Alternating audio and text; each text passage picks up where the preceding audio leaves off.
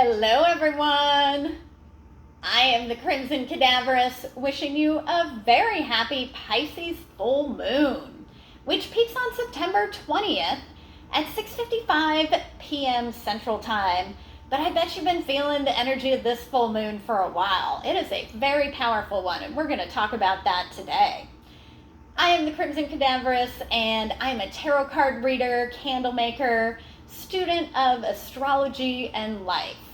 And I use my knowledge of tarot and life and exercises that I put together around what I'm learning about astrology to help guide everyone in what to do with the moon cycles.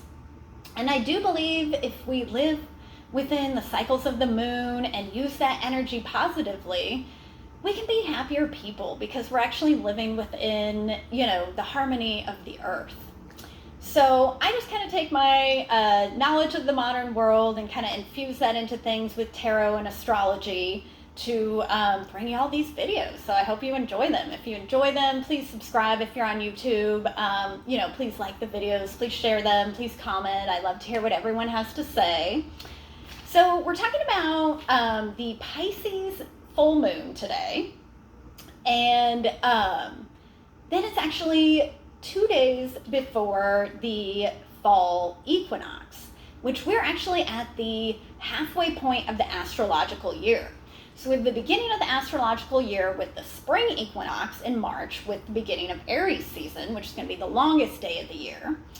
And then, we have the shortest day of the year with the winter equinox. But before that, we have the fall equinox, which is going to happen on Wednesday.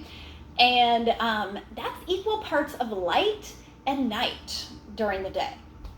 So this really is a check-in point from what we began at the beginning of the astrological year to where we'd like to take things. So same thing kind of with this Pisces full moon, because Pisces is the last zodiac sign. So it rules the 12th house, which is the house of the unconscious. So when we're looking at it as a full moon, it's obviously opposing the sign that it's in. So we're in Virgo season, which of course is the 6th house. So we really are at the halfway point of the astrological year, very much so. So if you think about Pisces, that's perfect symbolism for that, because the Pisces symbol has two fishes kind of looking, opposite direction of each other. So the idea is that it's like you're looking back at what you've done, but you're also looking forward. So that's kind of what a full moon actually is too. So if you think about a full moon is like a hill. So when you're at the moon cycle actually, not the full moon. So the moon cycle is actually like a hill. So the new moon is at the very bottom of the hill. So this is where you're starting off. This is, when you set your intentions and you go, okay, I'm going to get to the top of this hill. So as you're walking up the hill, that's the waxing phase of the moon, as things are growing. You're collecting things along the way, and you're getting higher and higher. Then you get to the top of the hill, that's your full moon. That's when you can look down below, see how far you've come, and see how far you still need to go. This is also a perfect time to release some baggage, because you still have to walk down that hill. So if you have too much stuff, get rid of it.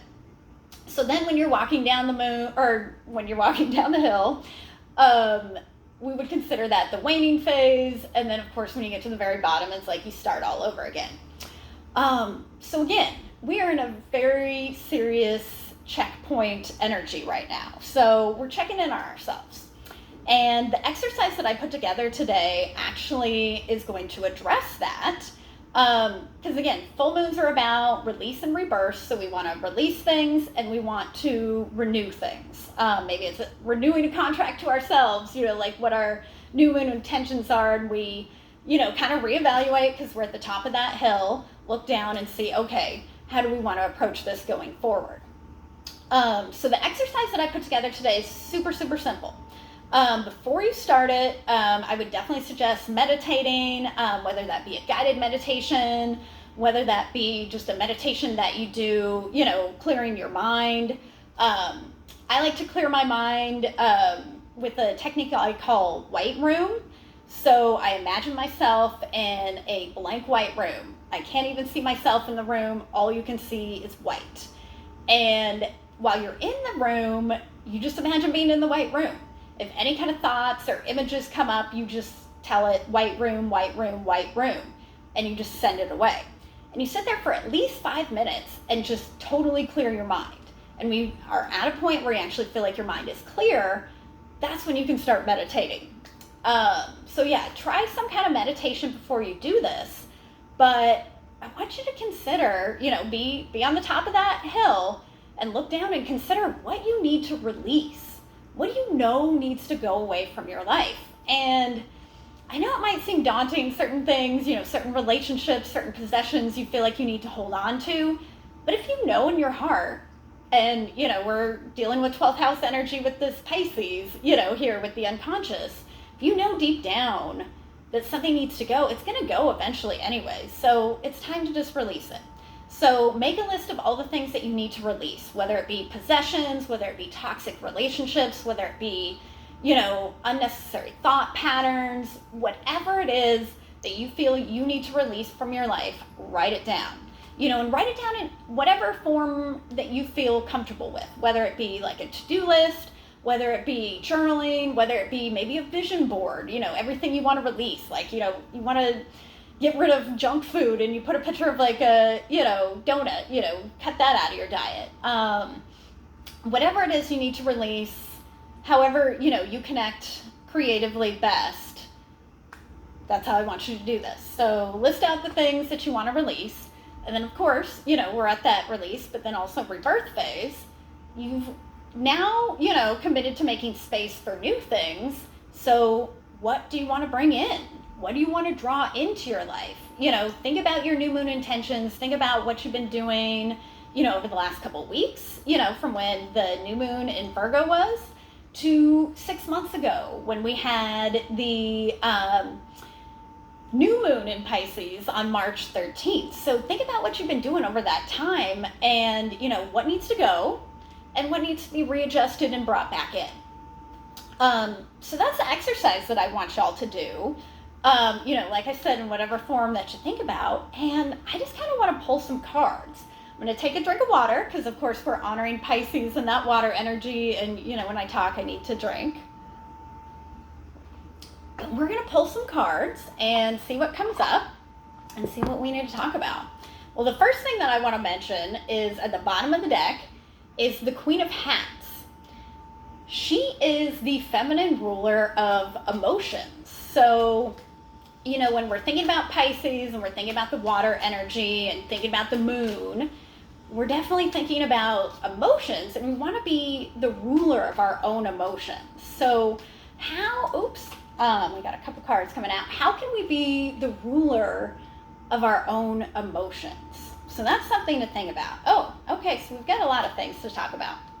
Okay, so we've got the Six of Peppermills. We've got Alice here sitting down, putting on her crown. So the way that I look at this card, I'm going to put them up here so maybe we can look at them. Maybe? Okay. Stay up. Okay. So, Six of Peppermills. So the way that I look at this card, especially with her sitting there putting her crown down, is she's claiming her victories. So this card is kind of like the halfway point, between like the ace and the 10. So we've looked at all, our projects that we've been working on. We see, what progress we've made, and we need to claim the victories of them. So that's kind of like what this full moon is. We've seen how far we've gone in this astrological year and in this moon cycle, and we need to claim our victories before we can move on. You can't just release things and say, like, let's get rid of bad things. We need to say, okay, look at the progress I've made, and I need to celebrate it, because that's a form of gratitude. A form of gratitude is to claim your victories, because that means you have gratitude for yourself and the hard work that you've put into what you're doing. So you need to sit with your victories. You need to claim your victories. That's a really important thing right now.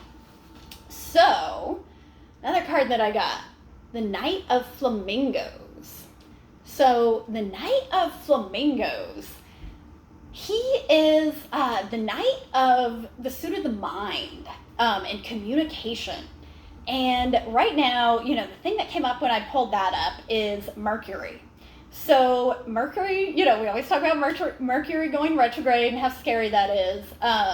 Mercury is about to go retrograde at the end of this month. I think it's the 26th or the 27th it goes retrograde, so we're in the shadow phase. Mercury is the planet of communication, and so what's coming up for me with that card is that we're almost like feeling this like rush to hurry up and get things done before Mercury retrograde, maybe. But the thing with that Knight is he's always like rushing off. It's like he's going too fast sometimes. So this full moon wants us to slow down. Mercury retrograde, when it starts retrograding, is definitely going to make us slow down. So we really need to honor slowing down as much as we want to rush off. As much as we want to rush off and be the Knight of Flamingos and go off into battle and just accomplish all these things. We're going to have 6 planets in retrograde when Mercury goes into retrograde. This is a slowdown phase, and again, the full moon in Pisces wants us to slow down. Pisces wants us to relax and rest.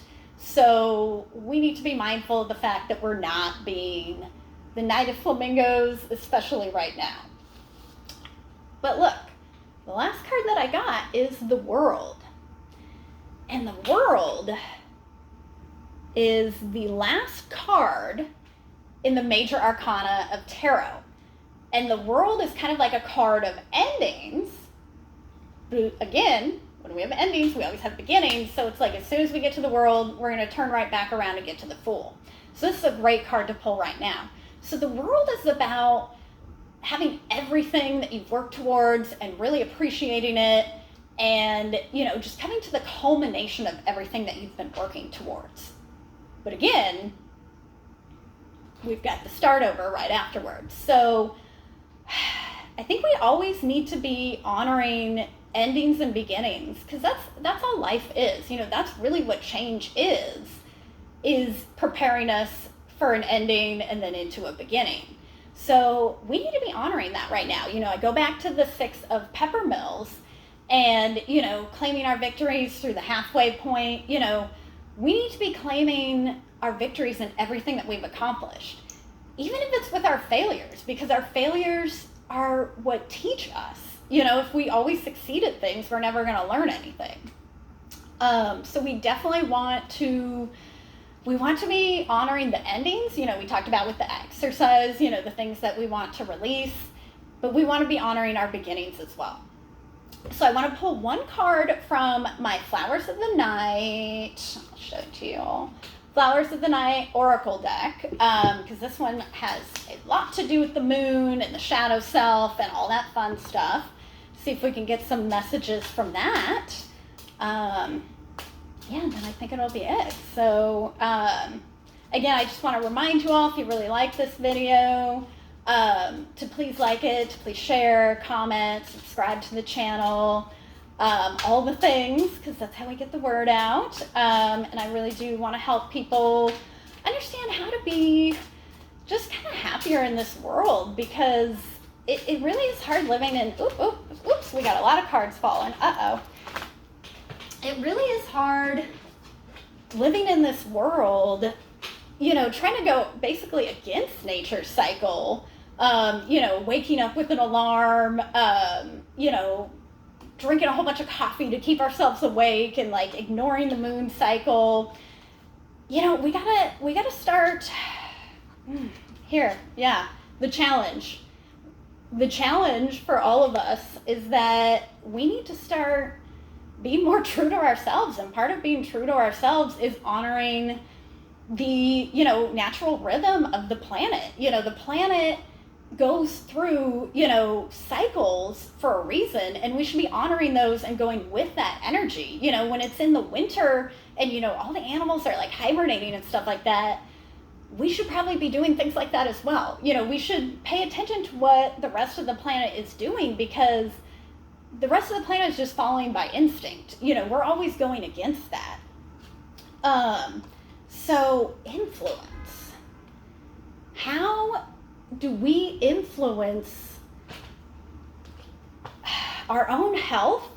how do we influence our own health and well-being by what we commit to within this world? How, if we commit to, this modern way of being where we just, like I said, we wake up with the alarm and we, work 40 hours a week and, we don't honor the cycles of the earth, we're influencing our own health with that. And acceptance. So I love the acceptance card because it's got a bee on it. So it just kind of reminds me about accepting our place on this planet and that we're all intertwined, that what happens with the bee affects us all. So like if you kill a bee, it's on some level affects us all because a bee is pollinating plants and keeping us all alive. If plants aren't pollinated, we're not going to grow anything. We're not going to have fresh food. So I feel like this is really important that we accept our place on this planet and accept that what we do affects it. Depth. I really like that we got the depth card because that was actually something I kept thinking about, and I for some reason didn't mention it anywhere when I was talking, but Spirit wants me to mention it. That this moon has depth to it. That, like it's Pisces, it's like the depths of the water. I actually made a candle that kind of pertains to this. So I call this the Blue Bayou. And as you go down, like this is the shoreline. As you go down, you get to the very, very depths of, the Blue Bayou. So that kind of makes me think about the depths here. But it's like going to the depths of your emotions. If we're a full moon in Pisces, we're approaching the depths of our emotions. So, buckle up. And the last card that I got is Chance. And when I think about chance, I think about the Wheel of Fortune in tarot. And I think about how it's in life, really everything is up to chance. We can try and manifest whatever we want, but on some level, we're fate's bitch, and we kind of have to go with it sometimes. And by looking at it as chance, it's like you look at it as, kind of like a delightful surprise. I actually think about the Page of Hats with this because that's kind of like a delightful surprises tarot card. You don't really expect it, but maybe it's going to be wonderful. So leave yourself open to chance. Who knows where we're at this halfway point of the astrological year. Really, when you think about how far you've come in the last 6 months, you can see that the next 6 months may not exactly end up the way you think it's going to end up. But if you leave it up to chance, if you leave yourself open to it, it's not necessarily going to be as scary or as bad as you think it's going to be. So I want to thank you all for getting this far in the video. I tend to ramble sometimes, but I try and get to a point. I hope you all appreciate it. So again, please like the video, please share it. If you're interested in a tarot card reading, please reach out to me. I'd love to do a tarot reading for you. If you're interested in my candles, I've got the Purple Power here too for all the spiritual energy. I've got them up on my Etsy page. I'll put a link of that for that. But yeah, if you have any questions, please reach out to me. But I hope you have a wonderful Pisces full moon and a wonderful fall equinox. And thank you all for listening. Goodbye.